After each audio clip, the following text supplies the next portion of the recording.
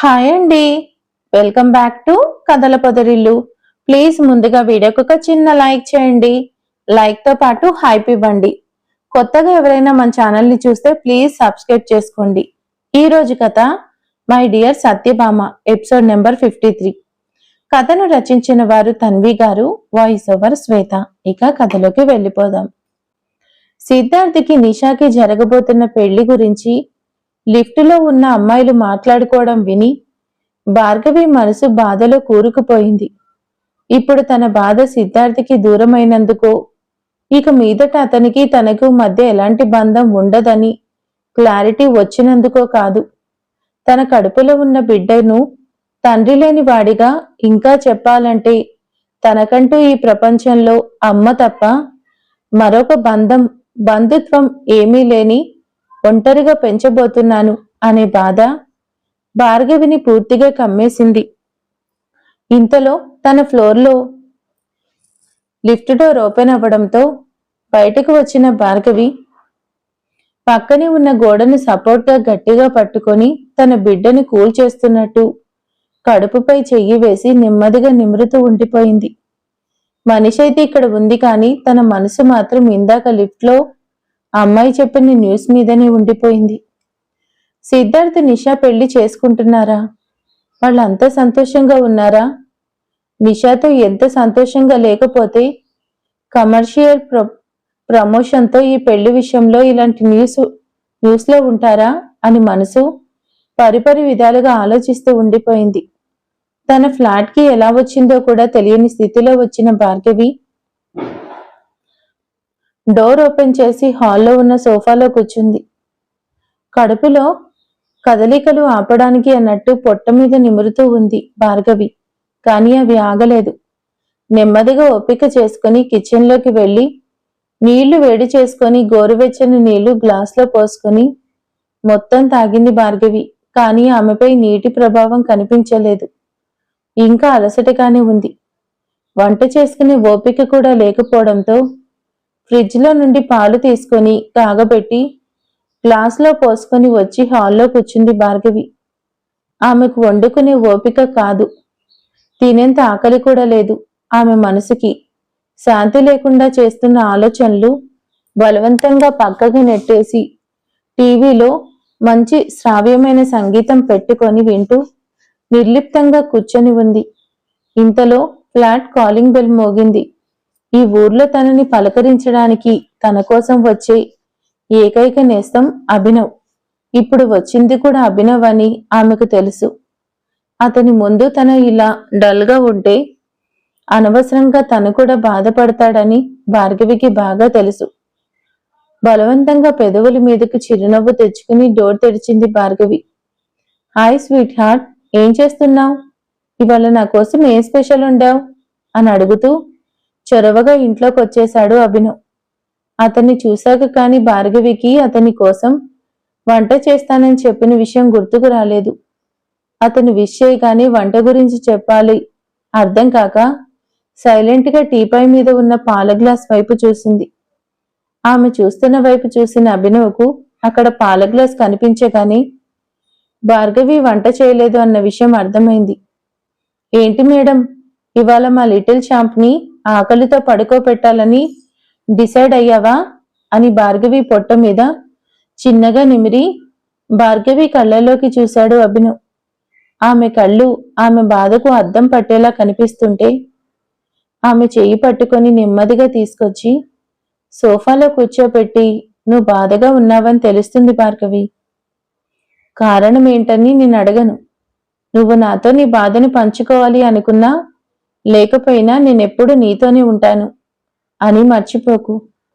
నువ్విలా బాధపడుతుంటే నీ కడుపులో ఉన్న బేబీ ఆరోగ్యానికి, నా మనసుకి రెండిటికి మంచిది కాదు అంటూ ప్రేమగా ఆమె తల మీద నిమిరాడు. భర్త దగ్గర మాత్రమే దొరికే స్నేహం, అమ్మ మాత్రమే ఇవ్వగలిగే అనురాగం ఒకేసారి అభినవ్ అలా తన మీద కుమ్మరిస్తుంటే భార్గవి మనసు చలించిపోయింది.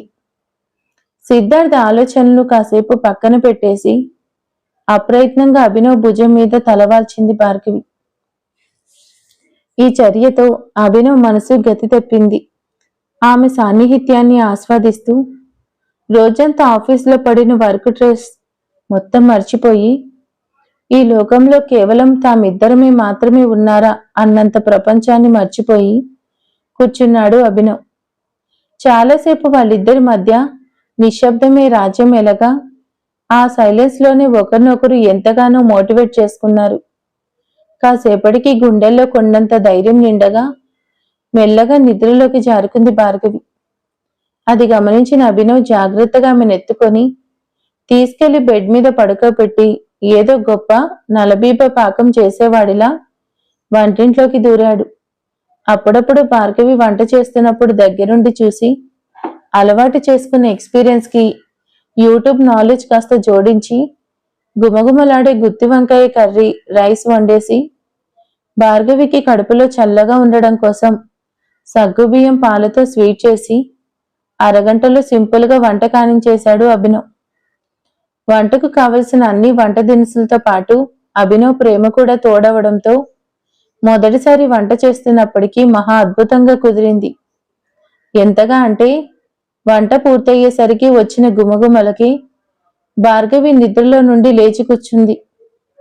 కళ్ళు తెరిచేసరికి గదిలో కాస్త పొగలాగా అనిపించి వంటగదిలో ఏం జరుగుతుందో అర్థం కాక హడావిడిగా కిచెన్లోకి వెళ్లిన భార్గవికి వంటకాలు ప్లేట్స్ లో వడ్డిస్తూ చెమటలు కట్టే రూపంలో దర్శనమిచ్చాడు అభినవ్. అతని అవతారం చూసి నవ్వొస్తున్నా కంట్రోల్ చేసుకుని కిచెన్లో పరుచుకున్న పొగ పోవడానికి అర్జెంటుగా చిమ్నీ ఆన్ చేసింది. ఓ, అది మర్చిపోయానా, అందుకే నా ముక్కు మూతి ఏకమయ్యేలా పొగ కమ్మేసింది అనుకుంటూ మనసులోనే తనను తాను తిట్టుకొని పైకి మాత్రం చిన్నగా నవ్వుతూ భార్గవి వైపు చూశాడు. ఆమెకు మాత్రం అతను చేసిన మిస్టేక్ కంటే తన కోసం అతను తీసుకున్న శ్రమ ఎక్కువ కనిపించింది. ఆమె నవ్వుతూ తన వైపే అలా చూస్తుంటే నాకు చాలా ఆకలవుతుంది స్వీట్ హార్ట్, ఇక డిన్నర్ చేద్దామా అని అడిగాడు అభినవ్. నువ్వింత ప్రేమగా వండి వడ్డిస్తానంటే తినకుండా ఉండడం ఇంపాసిబుల్ అభినవ్ అని తను కూడా నవ్వుతూ అతని చేతిలో నుండి ఫుడ్ ప్లేట్ తీసుకుంది భార్గవి. ఇద్దరు బాధల బందీలు అన్నీ మర్చిపోయి హాయిగా నవ్వుకుంటూ కబుర్లు చెప్పుకుంటూ డిన్నర్ ముగించారు. భార్గవి కడుపు నిండా తినింది అని కన్ఫర్మ్ చేసుకున్నాక ఇంత ఆకలితో ఉండి జస్ట్ పాలు తాగి పడుకుందాం అనుకుంటే ఎలా భార్గవి, నీకు చేసుకునే ఓపిక లేకపోతే నాకు చెప్పు, నేనే చేస్తాను అని ఒకసారి భార్గవిని చూసి అంతలోనే మళ్ళీ ఏదో ఆలోచించుకొని ఆహా, ఓపిక కాదులే, రేపటి నుండి సాధ్యమైనంత వరకు ఎర్లీగా వచ్చేసి నేనే వండి పెడతా, నువ్వు హెల్దీగా ఉంటే అది చాలు నాకు అని నిజాయితీగా చెప్పాడు అభినవ్. జీవితంలో అన్నీ కోల్పోయాను అనుకున్న సమయంలో అభినవ్ లాంటి మంచి నేస్తం తన జీవితంలోకి రావడం దేవుడిచ్చిన వరం అనుకుంది భార్గవి. అతని మాటలకు సమాధానం చెప్పకుండా అతని చేతిని తన చేతిలోకి తీసుకొని వంట చేసేటప్పుడు కాలిన చోట సున్నితంగా తన పదవులతో స్పృశించింది. వాళ్ళిద్దరి మధ్య తరుగుతున్న దూరానికి గుర్తుగా వాళ్ల మధ్య మొదలవుతున్న అన్కండిషనల్ లవ్ కి సాక్షిగా చిన్నగా మెరుపు మెరిసి వర్షపు చిరుజల్లు మొదలైంది. ఇక రాత్రికి అభినవ్ కూడా బాగా ఆలస్యం అవ్వడంతో అక్కడే భార్గవితో పాటు ఉండిపోయాడు. కానీ అతనికి మాత్రం నిద్ర పట్టలేదు. భార్గవితో పాటు ఒకే ఇంట్లో కాదు, జీవితాంతం తనతో పాటు బ్రతికే అదృష్టం కల్పించమని దేవుణ్ణి కోరుకుంటూ ఎప్పటికో ఆలస్యంగా నిద్రపోయాడు.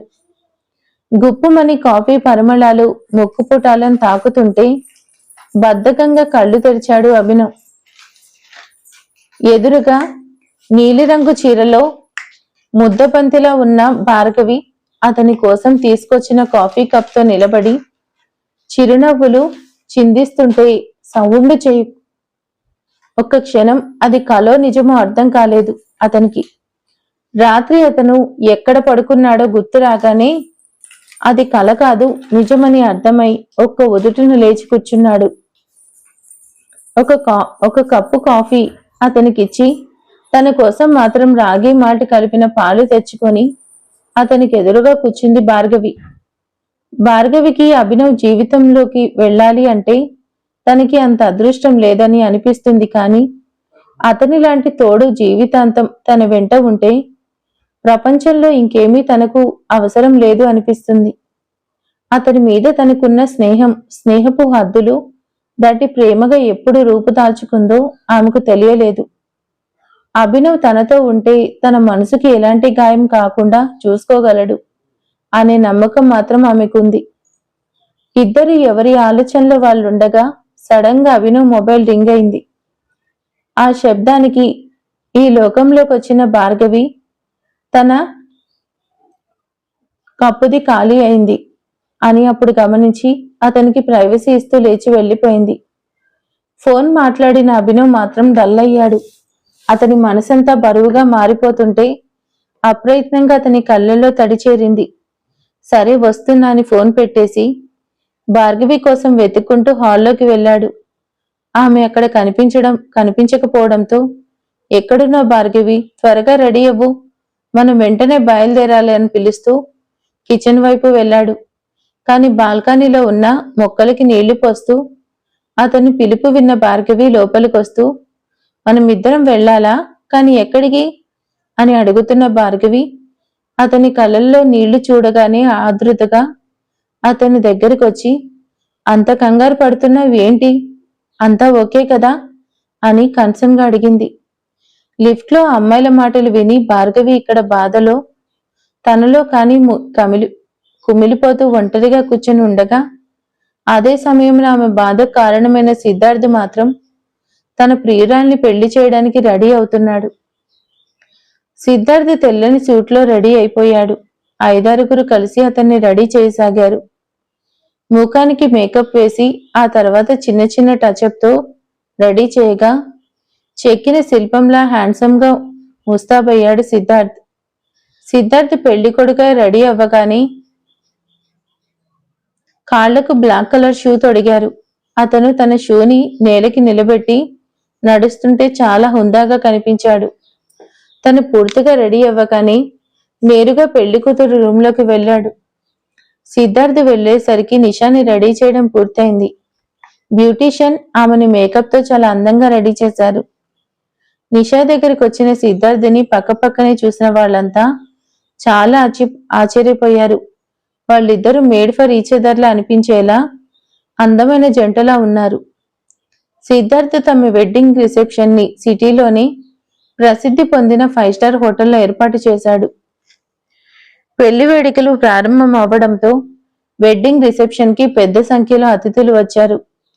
సిద్ధార్థ్కి సిటీలోనే కాకుండా బెంగళూరు, ఢిల్లీ, చెన్నై సిటీస్ లో ఉండే మంచి సంబంధాలు ఉండడం వల్ల పెద్ద పెద్ద బిజినెస్ మ్యాన్లు, శ్రేయోభిలాషులను రిసెప్షన్ కి రావడంతో ఆ వేడుక మరింత ఘనంగా మారింది.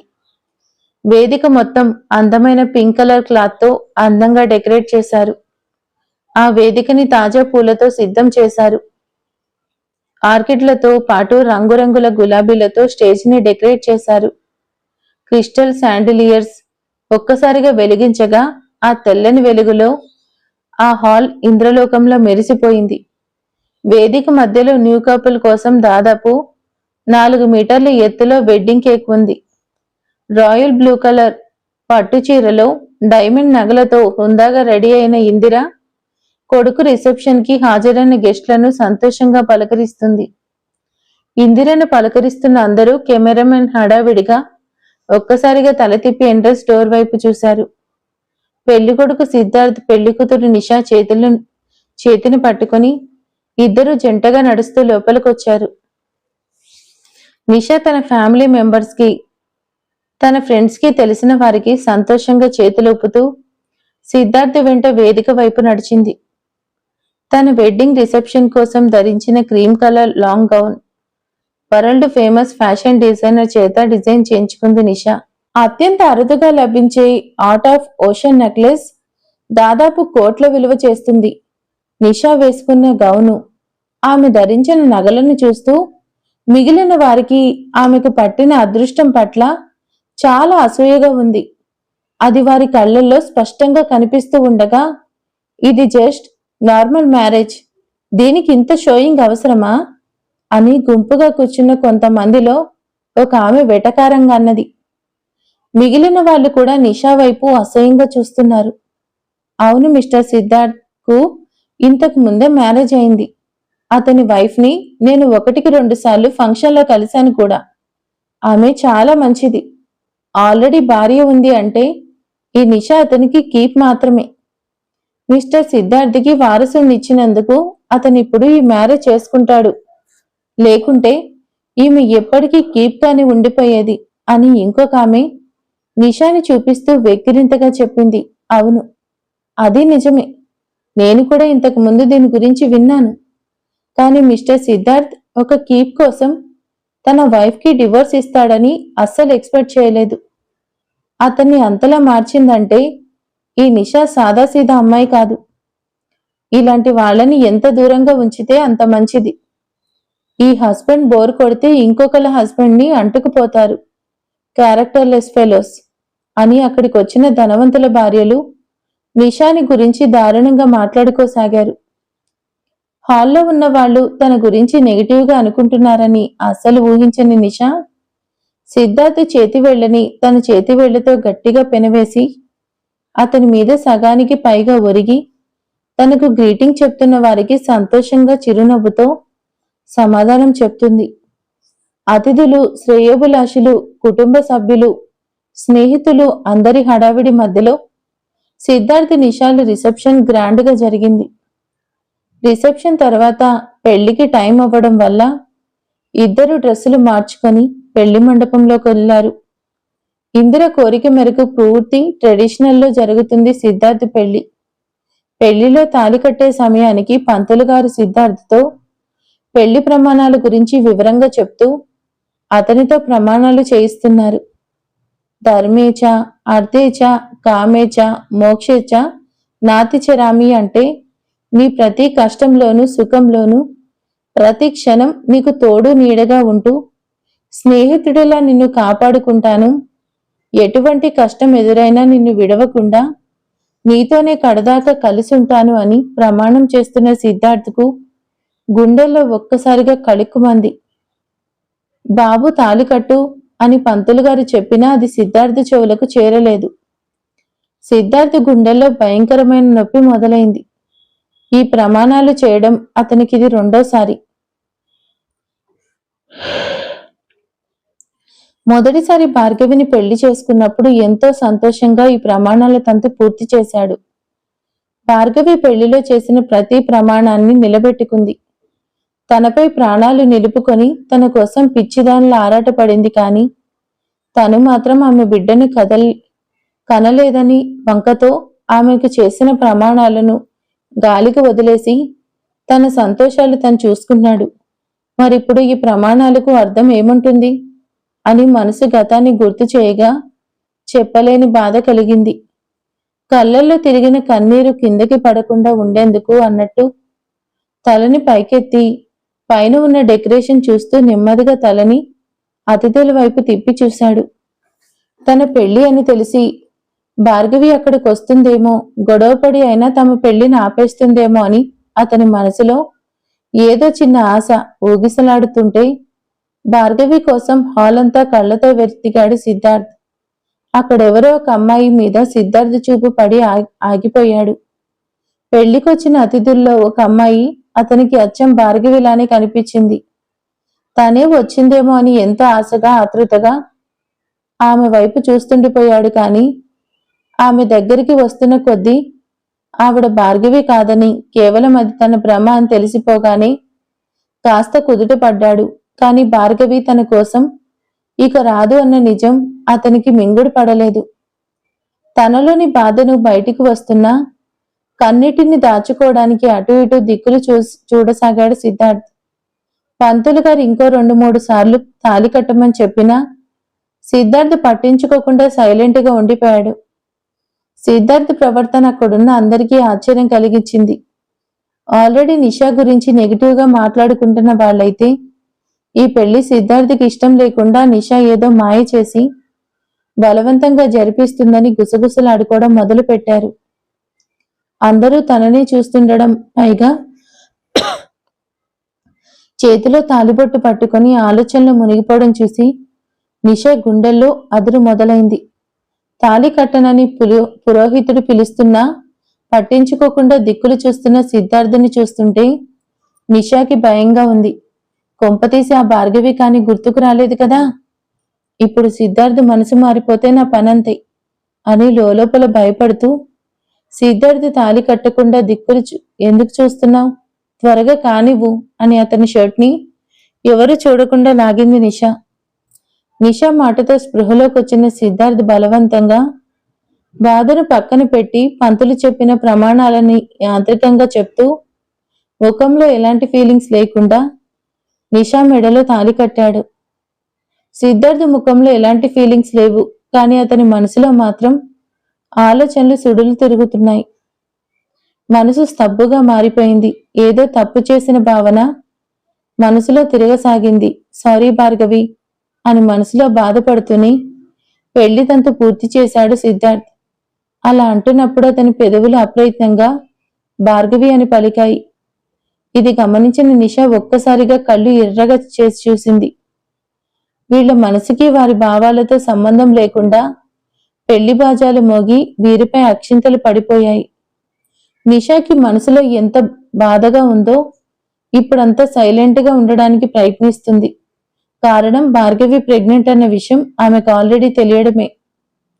ఇప్పుడు ఆవేశంలో తన సిద్ధార్థ్తో గొడవకి దిగితే అసలే మాట పడ్డం ఇష్టం లేని సిద్ధార్థ్ ఆమెను అక్కడే వదిలేసి వెళ్లిపోయిన ఆశ్చర్యం లేదని ఆమెకు తెలుసు. ముందు భార్గవి వల్ల రాబోయే ముప్పుని శాశ్వతంగా తొలగించుకున్నాకే తన విశ్వరూపం చూపించాలని డిసైడ్ అయ్యి అందరి ముందు అమాయకంగా కళ్ళు దించేసి సిగ్గుపడుతున్నట్టు నటిస్తూ సిద్ధార్థ్ చేతో మెడలో తాళి కట్టించుకుంది నిషా. ఎక్కడికి అభినవ్, ఎందుకంత కంగారు పడుతున్నావు అని ఆతృతగా అడుగుతున్న భార్గవి మాటలు పట్టించుకోకుండా హడావిడిగా బెడ్రూంలోకి వెళ్లి ఆమె బట్టలు బ్యాగ్లో సర్దడం మొదలు పెట్టాడు అభినవ్. అసలే నిండు నెలల ప్రెగ్నెంట్ అయినందువల్ల భార్గవి అతను సమాధానం చెప్పకుండా చేస్తున్న పనులను చూస్తూ ఊరుకోలేకపోయింది. కంగారుతో గుండెదడ పెరుగుతుండగా అతని పనులకు అడ్డుగా వెళ్లి, విషయం చెప్పకుండా ఇలా నన్ను టెన్షన్ పెడతావేంటి అభినవ్ అని అమాయకంగా అడిగింది భార్గవి. అక్కడ నేను వెళ్ళాక తప్పని సిచ్యువేషన్ భార్గవి, కానీ ఎలా చెప్పాలి అంటూ మాటల కోసం వెతుక్కుంటూ ఆగిపోయాడు అభినవ్. అతని బిహేవియర్ భార్గవిలో ఇంకాస్త టెన్షన్ పెంచింది. నువ్వెలా చెప్పినా నాకు నో ప్రాబ్లం, కానీ టెన్షన్ పెట్టకుండా విషయం చెప్పేయి అని సూటిగా అతని కళ్ళలోకి చూస్తూ అడిగింది భార్గవి. తాతయ్య హెల్త్ క్రిటికల్ గా ఉందట. మేబీ నేనిప్పుడు స్టార్ట్ అయినా ఆయన్ని చివరి చూపు చూసుకోగలను లేదో అంటున్నారు. సో నేను వెళ్ళాలి, కానీ నిన్ను ఈ పరిస్థితుల్లో ఇక్కడ ఒంటరిగా వదిలిపెట్టి వెళ్లే ప్రసక్తే లేదు అని అతను కూడా సూటిగా చెప్పేసి సీరియస్ గా బ్యాగ్ సర్దే పనిలో పడ్డాడు. మొదటి మాట విన్నప్పుడే భార్గవికి పరిస్థితి అర్థమైంది. కానీ ఇప్పుడు అతనితో కలిసి వెళ్లడం మాత్రం భార్గవికి ఇష్టం లేదు. ఎందుకంటే తనకి అభినవ్కి మధ్య ఉన్న స్నేహం వైష్ణవి ఆంటీ అర్థం చేసుకోగలదేమో, కానీ చుట్టాలు బంధువుల మధ్య ఏమని చెప్పగలరు? పైగా తను ప్రెగ్నెంట్ అన్న విషయం ఇప్పటికీ కూడా వైష్ణవి ఆంటీకి తెలీదు. ఇన్ని నెలల తర్వాత ఈ రూపంలో తన కొడుకుతో పాటు ఇలా చూస్తే అర్థాలు మారిపోయే అవకాశం ఉందని, సిచ్యువేషన్ చేయి జారిపోయినా ఆశ్చర్యం లేదని భార్గవికి బాగా తెలుసు. అందుకే ఒక నిర్ణయానికి వచ్చినట్టు అభినవ్ పనులకు అడ్డుగా వెళ్లి, ప్లీజ్ ట్రై టు అండర్స్టాండ్ మీ అభినవ్. ఇప్పుడు నువ్వు కాసేపు నా గురించి ఆలోచించడం మానేసి అక్కడ ఆంటీ ఎలా ఉన్నారో ఆలోచించు. ఈ టైంలో నేను అక్కడికి రావడం కరెక్ట్ కాదు. నువ్వు నా గురించి టెన్షన్ పడుతున్నావని నాకు తెలుసు, కానీ డెలివరీకి ఇంకా టైం ఉంది కాబట్టి నీ మైండ్లో నుండి నా ఆలోచనలు కాసేపు పక్కన పెట్టేసి అంటూ అతన్ని ఒంటరిగా పంపించడానికి నచ్చ చూసింది భార్గవి. నథింగ్ డూయింగ్ భార్గవి, నిన్ను ఒంటరిగా వదిలి వెళ్లటం అనేది ఇంపాసిబుల్ అని మొండిపట్టు పట్టుకుని కూర్చున్నాడు అభినవ్. అతని మొండితనం చూస్తుంటే వెళ్ళక తప్పదేమో అనిపిస్తుంది, కానీ అది సభ్యత కాదని ఆమెకు బాగా తెలుసు. అందుకే అతని చేతిని తన చేతుల్లోకి తీసుకొని అతని పక్కనే కూర్చొని కూల్గా నచ్చ చెప్తూ, అభినవ్, నీకు కావాలంటే నీ ఆఫీసులో నుండి ఎవరినైనా నాకు తోడుగా పంపించు, అంతేకాని నన్ను తీసుకెళ్లాలని బలవంతం మాత్రం చేయకు. నేనిప్పుడు అక్కడికి రావడం కరెక్ట్ కాదనేది మాత్రమే కాదు, ఇప్పుడంత లాంగ్ జర్నీ చేయడం కూడా నా హెల్త్కి మంచిది కాదు, అర్థం చేసుకో ప్లీజ్ అని ఎంతో ప్రేమగా బ్రతిమలాడింది భార్గవి. ఆమె అంతగా అడుగుతుంటే ఇక ఆమె డెసిషన్ ఎలాంటి మార్పు ఉండదని అతనికి అర్థమైంది. సరే అని వెంటనే తన డ్రైవర్కి కాల్ చేసి భార్గవి అడ్రస్ ఇచ్చి 3 పూటలా వచ్చి ఆమెకు కావలసినవి చూసుకోమని ఆర్డర్ పాస్ చేసి ఇక తన తాతగారి ఊరికి బయలుదేరాడు అభినవ్. పొద్దున్నే అతని హడావిడి, ఆ తర్వాత ఆమెను కూడా రమ్మని బలవంతం చేయడం, చివరకు ఎలాగో ఆమెను ఇబ్బంది పెట్టడం ఇష్టం లేక బయలుదేరడం అన్ని నిమిషాల్లో జరిగిపోవడంతో అతను వెళ్లిపోయాక ఏర్పడిన నిశ్శబ్దం తుఫాను వచ్చి వెలిసినట్టుగా అనిపించినప్పటికీ మనసు మాత్రం ఏదో కీడు శంకించింది. ఆ భావన కేవలం భార్గవికి మాత్రమే కాదు, ప్రయాణమై వెళ్తున్న అభినవ్ కూడా ఉంది. అతని శరీరం తన తాతగారిని చివరి చూపు చూసుకోవడానికి బలవంతంగా బయలుదేరింది, కానీ అతని మనసంతా భార్గవి చుట్టూనే తిరుగుతుంది. గంటకు ఫోన్ చేస్తూ తన ప్రేమతో ఆమెను విసిగిస్తూనే ఉన్నాడు. 6 గంటల జర్నీ తర్వాత సాయంత్రానికి తన తాతగారి ఊరు చేరుకున్న అభినవ్ నేరుగా తన తాత గదిలోకి వెళ్ళాడు. ఆ సమయంలో 2-3 గంటల పాటు భార్గవి గురించి ఆలోచించే అవకాశం అతనికి దొరకలేదు. కేవలం ఆ కొన్ని గంటల సమయమే అతను భయపడిన ప్రమాదం భార్గవి జీవితంలో జరుగుతుందని అని తెలిసి ఉంటే అసలు అతని భార్గవి ఒంటరిగా వదిలి వెళ్లే కాడేమో. మరిక తర్వాత ఏం జరగబోతుంది ఏంటి అనేది నెక్స్ట్ పార్ట్ లో తెలుసుకుందాం. Thank you for watching.